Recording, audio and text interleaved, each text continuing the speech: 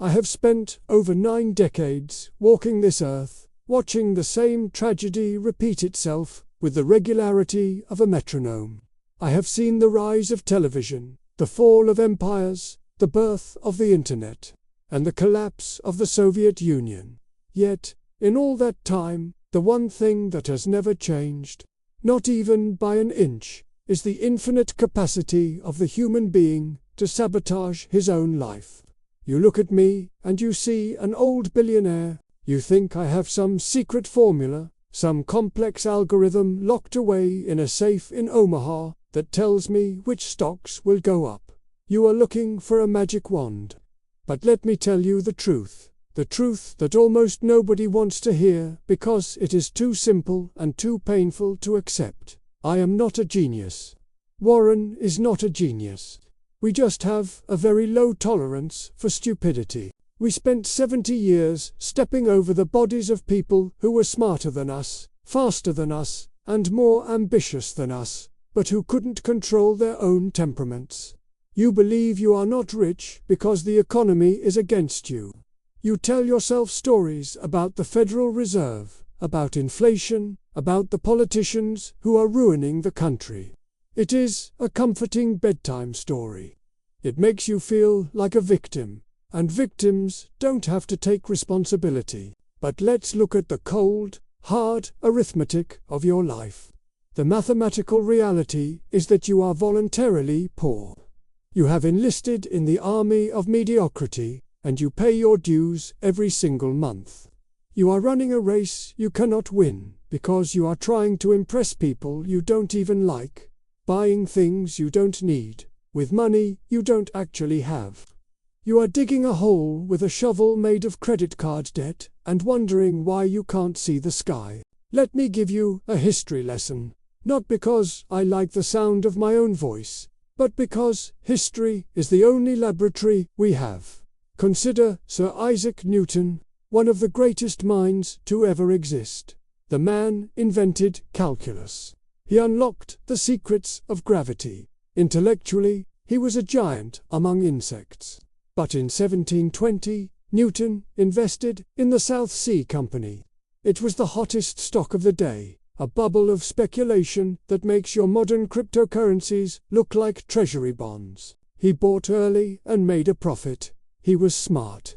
But then, he watched his friends' people, far less intelligent than him, get richer than he was. He watched the stock price climb higher and higher. The envy ate at him. The social proof gnawed at his rationality. So, Isaac Newton, the genius who defined the laws of the physical universe, lost his mind. He jumped back in at the top of the market with everything he had.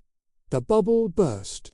He lost a fortune. He spent the rest of his life forbidding anyone to speak the words South Sea in his presence. Newton could calculate the motions of heavenly bodies, but he could not calculate the madness of men. If a genius like Newton can be ruined by a simple inability to sit still and control his emotions, what chance do you think you have if you don't install a new operating system in your brain right now? This brings us to the root of the problem. It is not your bank account. It is your biology. Your brain is a traitor.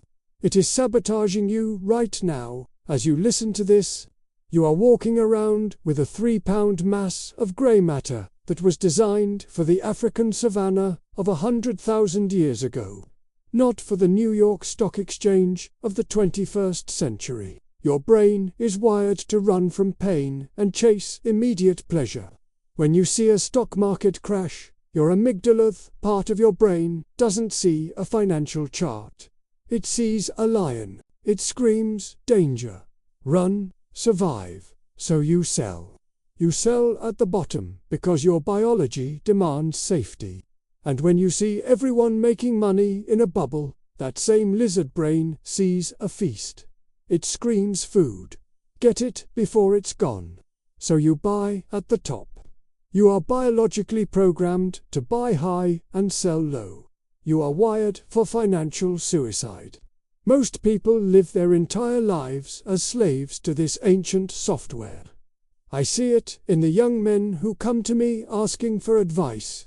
They vibrate with anxiety. They check their phones every 3 minutes. They are terrified of silence. They measure their self-worth by the approval of strangers on the internet. They are drowning in information but starving for wisdom. They think that if they just stare at the screen hard enough, if they just trade fast enough, they will win. But the market is a mechanism for transferring wealth from the impatient to the patient. It is a device that punishes the active and rewards the lethargic. If you cannot conquer your own biology, if you cannot override the panic and the greed, you will be the banquet that the rest of us feed on. I am not going to teach you how to get rich quick. Getting rich quick is rat poison. If someone offers you a way to get rich quick, you should treat them as if they are trying to infect you with a terminal disease. I am going to teach you something much more boring and much more powerful. I am going to teach you how to stop being stupid. Because if you can just avoid the standard stupidities that destroy 99% of people, you will win by default. It is the concept of inversion. Instead of asking, how can I be brilliant? Ask what would guarantee a life of misery and poverty. And then don't do that. What guarantees misery? Let's list the ingredients of a disastrous life. First, be unreliable. Make promises you don't keep. Second, hold on to resentment like it's a treasure. Third, succumb to envy. Fourth, spend more than you earn. If you do these things, I guarantee you will be miserable and broke. No matter how high your IQ is, or how lucky you get in the lottery. So, the path to wealth is simply the inversion of that. Be reliable. Let go of grievances. Admire success instead of envying it. And spend less than you earn. It sounds too simple, doesn't it? You want complex hedging strategies. You want to know about options trading, but you are like a man trying to learn advanced calculus while you are still struggling to count on your fingers. Let's talk about the first pillar of sanity, the moat of independence. You must build a wall between your self-worth and the world around you. This is what I call the inner scorecard. Most people operate on an outer scorecard. They need the world to tell them they are doing well. If the market is up, they feel smart. If the neighbor buys a Mercedes, they feel poor. This is a recipe for madness. To survive in this game, you must be capable of independent thought. You must be able to look at a fact and say this is true, even if the entire world is screaming that it is false. Imagine you are in Holland in the 1630s. Everyone around you is selling their land, their houses, their livestock to buy tulip bulbs. Just flowers. The price of a single bulb is worth more than a mansion. Your neighbors are getting rich. They are laughing at you. They call you a coward. They call you stupid. Can you stand there, watch them make fortunes, and say this is insane without participating? It hurts. It physically hurts to stand apart from the herd. The social pressure is immense. But that pain is the price of admission. If you cannot bear the pain of looking stupid to others, you cannot be a successful investor. You have to be willing to look like an idiot for a long time to eventually look like a genius. Warren and I sat on our hands during the dot-com bubble in the late 90s. People said we were washed up. They said we didn't understand the new economy. They said we were dinosaurs. We didn't care. We knew the math didn't make sense.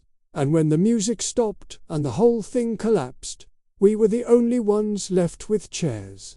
Now, let's discuss the most excruciating part of wealth building: aggressive patience. I call it sitting on your ass. You have been brainwashed by a culture that glorifies action. You think that to make money, you must be doing something. You must be trading, reading news, moving assets. This is false. The big money is not in the buying and the selling. The big money is in the waiting. It is in the years where nothing happens. Let me walk you through the math of patience, because most people are illiterate when it comes to exponentials. Imagine you save your first $100,000. Do you know how hard that is? It is a bitch. It is the hardest money you will ever earn. You have to scrape, you have to sacrifice, you have to eat oatmeal while your friends eat steak. You have no leverage. You are pushing a boulder uphill with your bare hands. And when you finally get there, and you invest it at 10%, what happens? You get $10,000 in a year. It feels pathetic. It's barely enough to cover a vacation. You think, is this it? Is this what I suffered for? This is the moment where most people break. They get bored. They see a new car or a kitchen renovation, and they kill the goose that was just starting to lay golden eggs. They interrupt the compounding. But if you sit on your asif, you just let it sit, there the magic begins. In 10 years, that money has grown. In 20 years, the interest you earn in a single year is more than your entire salary. In 30 years, the returns are astronomical. It is the same money, but the physics have changed. You are no longer working for money. Money is working for you. But you have to survive the boredom. You have to embrace the dullness. If you need excitement, go to the horse races. Don't look for entertainment in your portfolio. Investing should be like watching paint dry or watching grass grow. If you want excitement, take $800 and go to Las Vegas. It is cheaper than trying to make the stock market exciting. And what disrupts this process? What is the great enemy of compounding? It is not market crashes. Crashes are opportunities. The enemy is your own character flaws. The worst of these is envy. I have said this 1,000 times. Envy is the stupidest of the 7 deadly sins because it is the only one you can't have any fun at. Greed. At least you enjoy the hoarding. Gluttony. You get to eat the cake. Lust. Well, we know that's fun. But envy is just pure, unadulterated pain. It is misery for no gain. You look at someone who has more than you, and you feel less. Why would you voluntarily swallow that poison? I don't care if my neighbor has a bigger house. I don't care if he makes money faster than me. Good for him. I hope he enjoys it. If you cannot detach your happiness from the success of others, you are doomed. You will always be poor, even with millions in the bank, because there will always be someone with a bigger boat. I have seen men destroy perfectly good lives because they couldn't stand that their brother-in-law was doing slightly better. It is pathetic, it is childish, and it is expensive. Then there is the error of arrogance. The belief that you know what is going to happen. You don't, I don't, nobody does. The future is a fog. The only way to navigate it is with a margin of safety. This is the central idea of value investing. You don't try to buy a business that is worth $1 for 99 cents. You try to buy it for 50 cents. You leave room for error. You leave room for bad luck. You leave room for stupidity. Because you will be stupid. I have made mistakes that cost millions. Warren has made mistakes that cost billions. We are not perfect. But we survive because we don't bet the farm on a single coin toss. We keep cash. We keep options. We never leverage ourselves to the point where a single bad day can wipe us out. Leverage is the devil. It is like driving a car with a dagger attached to the steering wheel, pointing at your heart. As long as you drive perfectly over smooth roads, you are fine. But hit one pothole, one unexpected bump, and you are dead. Why would you take that risk? If you are smart, you don't need leverage. And if you are dumb, leverage will just ruin you faster. There is no reason a rational person should ever expose themselves to ruin. None. If you risk what you need in order to get what you don't need, you are a fool.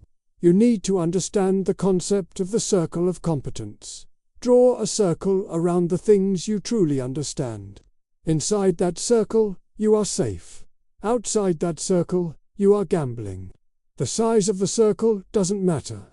What matters is knowing exactly where the line is. Most people think their circle is the size of the equator. They have an opinion on interest rates, on geopolitics, on the latest biotechnology stock. They don't know anything. They are parroting what they heard on TV. Stay inside your circle. If you understand simple businesses, stick to simple businesses. If you understand real estate, stick to real estate. Do not wander into the dark forest just because you see other people running in there. Let me tell you something about wealth that the magazines won't tell you. Wealth is what you don't see. Wealth is the cars you didn't buy, the diamonds you didn't purchase, the renovations you postponed. Wealth is financial assets that haven't yet been converted into the stuff you see. It is hidden. It is silent. And that is why it is so hard for people to accumulate. We are visual creatures. We judge success by visual cues. But real success is invisible. It is the ability to wake up in the morning and say, I can do whatever I want today. That is the only true luxury. Everything else is just expensive junk that you have to insure and dust. I am 99 years old. I am closer to the end than the beginning, and I can tell you with absolute certainty that when you reach my age, you will not care about the brand of your watch. You will care about your independence. You will care about the fact that you didn't have to compromise your ethics to put food on the table. You will care that you were reliable, that people could trust your word. So here is my final ultimatum to you. You have a choice. You can continue to act like a frantic monkey, chasing every shiny object, consumed by envy, terrified of missing out, buying high and selling low, and wondering why you are stressed and broke. That is the default path. That is the path of the herd. Or you can step off the carousel. You can choose to be boring. You can choose to be patient. You can choose to be rational. It is not easy. It requires you to fight millions of years of evolution.